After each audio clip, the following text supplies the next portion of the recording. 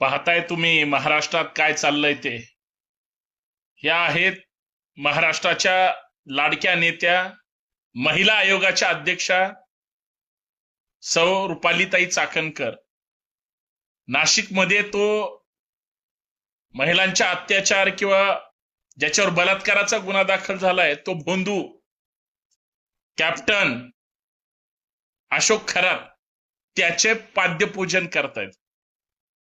महिला आयोगाच्या अध्यक्षांनी काय केलं पाहिजे? अंधश्रद्धा, कर्मकांड याला मुठमाती दिली पाहिजे. भोंदूगिरीच्या नादी लागलं नाही पाहिजे. महिलांचं संरक्षण केलं पाहिजे. महिलांचं पुनर्वसन केलं पाहिजे जे अत्याचारित असतात. आणि ह्या इथं अंधश्रद्धेलाच खतपाणी घालतायत. याला काय अर्थ आहे? बघा हे तुम्ही. हे आहे महाराष्ट्राचं भविष्य. तुम्हाला पटतंय का हे नक्की सांगा. हा पुरोगामी महाराष्ट्र असा आहे का? महापुरुषांनी हे शिकवलंय का? जिजाऊ सावित्री अहिल्या रमाईच्या महाराष्ट्रात हे असं आम्ही खपून घ्यायचं का? एवढं तुम्ही सांगा, बाकी मी काय बोलत नाही. जय जिजाऊ, जय शिवराय.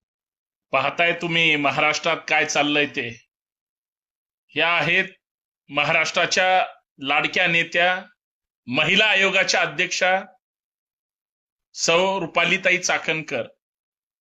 नाशिकमध्ये तो महिलांच्या अत्याचार किंवा ज्याच्यावर बलात्काराचा गुन्हा दाखल झालाय तो भोंदू कॅप्टन अशोक खरात त्याचे पाद्यपूजन करतायत. महिला आयोगाच्या अध्यक्षांनी काय केलं पाहिजे?